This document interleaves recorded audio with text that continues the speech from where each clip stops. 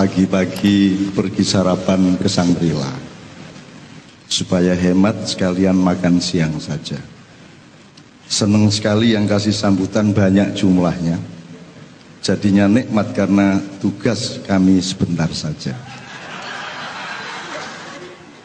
Roy Martin bersama istri naik motor ke Jawa Tengah. Ban depannya bocor padahal masih mau terus ke Malang. Kita yakin Gapensi ini kontraktor menengah dan bawah. Jangan anggap mereka koruptor kelas hambalang. Ini kan molor dari jadwalnya, sehingga saya tanya konfirmasi ini masa jabatannya sampai jam berapa.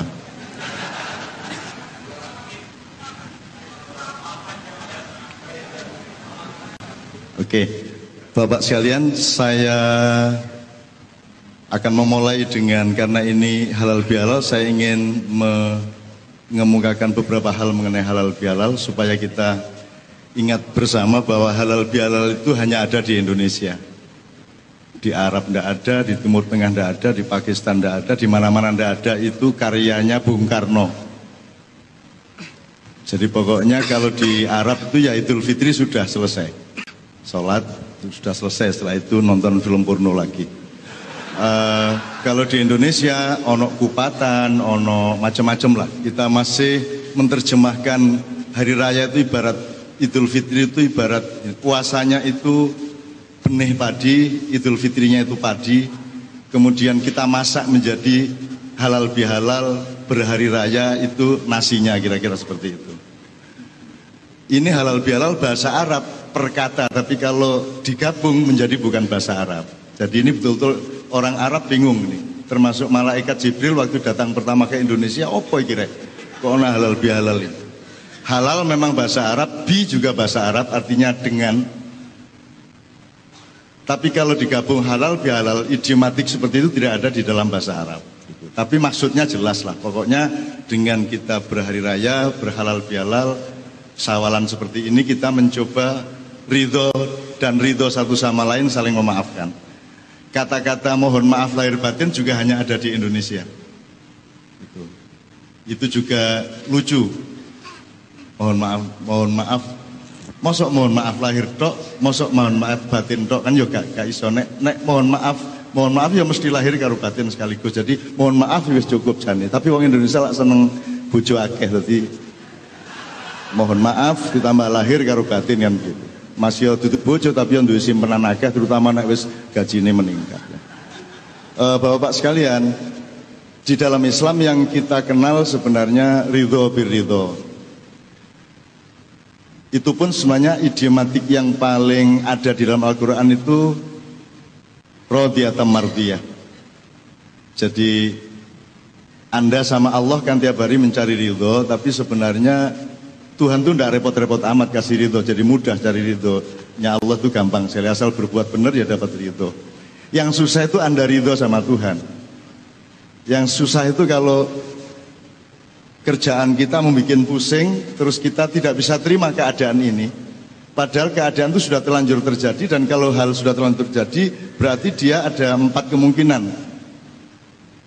Kalau sesuatu sudah terjadi, itu bisa diizinkan Allah, bisa memang disuruh Allah terjadi, bisa dibiarkan oleh Allah, atau tidak diperdulikan sama Allah.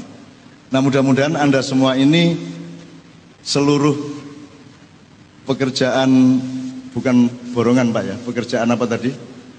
Kontraktor tadi, itu mudah-mudahan perintah Allah. Jadi kalau dapat proyek itu perintah Allah. Kalau hanya diizinkan Allah, Allah itu sebatas mengizinkan, tapi dia tidak punya kewajiban melindungi Anda. Tapi kalau itu perintah Allah, berarti Allah bertanggung jawab untuk melindungi Anda. Gitu loh. Jadi kalau upama terpaksa nyogok, itu Allah ikut memberi ilham kepada yang memeras Anda. Itu kan? Jadi Allah kasih hidayah kepada yang memeras Anda. Sebab di Indonesia ini yang disalahkan yang nyogok, padahal sebenarnya bukan sogokan. Itu sebenarnya kan pemerasan gitu kan. Hakikatnya pemerasan, syariatnya sogokan. Nah, orang Indonesia itu lebih berpihak kepada syariat daripada kepada hakikat. Jadi selalu kasusnya di pengadilan itu nyogok, nyuap. Padahal sebenarnya bukan nyuap itu. Sebab kalau ndak nyuap gak dikai temen ndak tanda tangannya ya. Jadi sebenarnya hakikatnya pemerasan gitu. Nah ini mumpung ada yang mewakili Pak Karwo, saya kira mulai tahun ini tidak ada masalah lah soal begitu-begitulah. Gitu. Ya, tapi ya pada ngerti ini lah rek ya, cuma. Luga, soalnya ini orang Jawa, Jawa Timur pisan, ludruk pisan.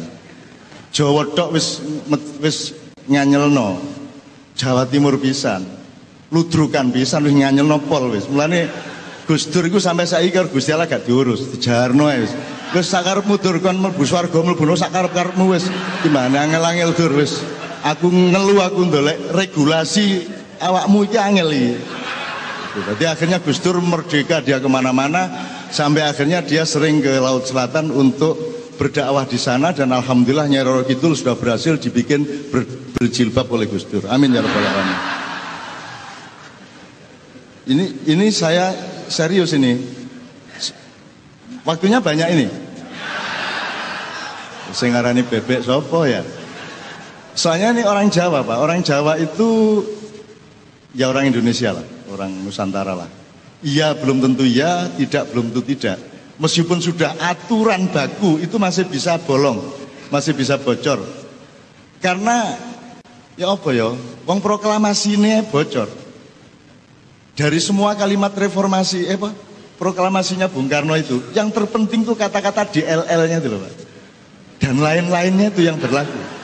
Liane kita penting dan lain-lainnya kisah medeni. Itu.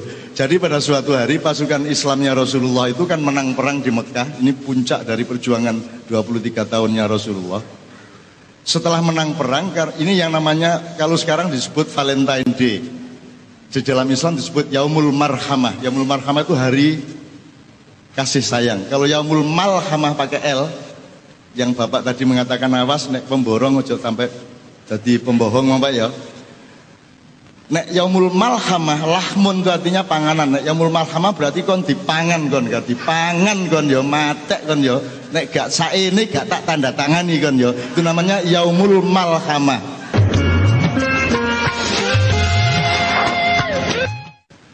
Nek Yaumul Malhamah, lahmun itu artinya panganan. Nek Yaumul Malhamah berarti kon dipangan kon, gak dipangan kon yo, matek kon yo.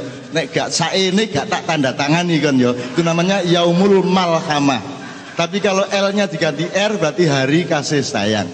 Nah mudah-mudahan dari birokrasinya Pak Karwo nanti yang muncul adalah Al-Marhamah bukan Al-Malhamah. Kan gitu ya. Amin ya rabbal alamin. Nah karena Rasulullah menerapkan Yaumul Marhamah, terus dia pidato kepada pasukan Islam yang menang, yang menjaga pasukannya Abu Jahal beribu-ribu yang diselendeng. Diselendeng itu di borgol. Terus dia bilang, ya ayuhan nas, inna hadzal yaum yaumul marhamah, walaysa hadzal yaum yaumul malhamah, wa antum jami'an at-tulaqa. Wahai umat manusia yang ada di depanku, hari ini bukan hari pembantaian. Hari ini adalah hari kasih sayang. Kalian yang ditawan, kalian yang tangan dan kakinya diikat, akan dibebaskan dan kalian boleh pulang ke keluarga kalian masing-masing. Dibebaskan. Pasukan Islam bingung loh, iki gelut setengah mati saiki bareng wis kalah kabeh dibebaskan. Kadang Kanjeng Nabi gak leren pidato nih. Dan tidak hanya aku bebaskan, wahai pasukan yang tadinya melawan aku balas kalian dengan kasih sayang. Pergilah kalian pulang melalui beberapa pintu untuk menerima harta benda yang kami peroleh dalam peperangan ini, kami kembalikan kepada kalian. Ono sing oleh unta, oleh pedus, oleh emas, oleh perak, sapi turute. Jadi akhirnya pasukan Islam sibuk melepaskan musuhnya dan bagiin harta benda. Pasukan Islamnya gak oleh apa-apa. Demo. Lu kok ngono Pak keputusan MK? Ngono, demo akhirnya. Apa hubungannya karo MK? Sebabnya sak pecorot-pecorotnya cangkem gue. Ya Rasulullah, bagaimana ini kok kami yang menang perang tidak mendapatkan apa-apa, yang kalah perang malah dibebaskan dan mendapat harta benda. Singkat kata Rasulullah, kumpul sini semua kalian. kalian berapa lama bersama aku? Sudah bertahun-tahun ya Rasulullah. Menurut kalian aku, nabimu Muhammad, mencintai kalian atau tidak? Semua menjawab, ya Rasulullah, engkau sangat mencintai kami. Oke, kata Rasulullah, kalau begitu silakan pilih. Kalian memilih pulang dari sini dengan harta benda, onta, emas, dan sebagainya, ataukah pulang dari sini membawa cintaku kepada kalian? Wah, wong Arab nangis. Kami memilih cinta. Tidak apa-apa, tidak dapat onta, yang penting cintamu aku bawa pulang ke keluargaku dan ke rumahku masing-masing. Iku mergo tentara Arab, tentara Jawa gak iso. Nggih cinta mosok mboten cinta Kanjeng Nabi, tapi nggih mosok cinta tok. Alah nggih wedhus-wedhus ngoten lho Las. Wedhus itu dibagi 5 nggih purun pun sikil-sikile ngoten lho. Ah, itulah kelonggaran Indonesia. Harap Anda tahu sangat tidak mudah di Indonesia. Dibilang sangat ketat, sebenarnya longgar, dibilang longgar bisa lebih ketat daripada yang paling ketat.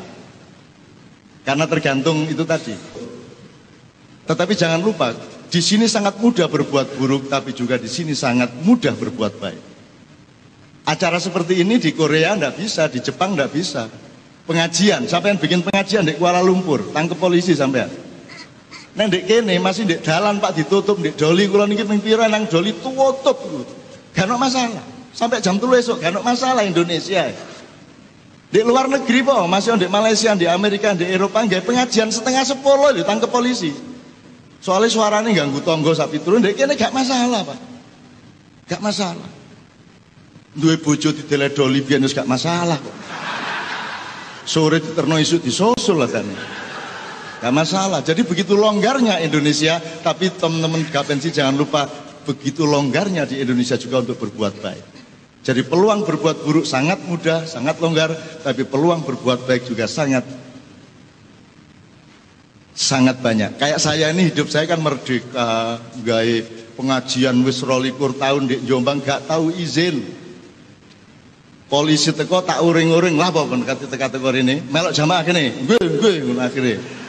Gak tahu izin, gak tahu taat nang pemerintah, Pak Karwo ya gak tahu teko. Yo gak tau matur nuwun, rakyatnya diurusi, wis babah wis.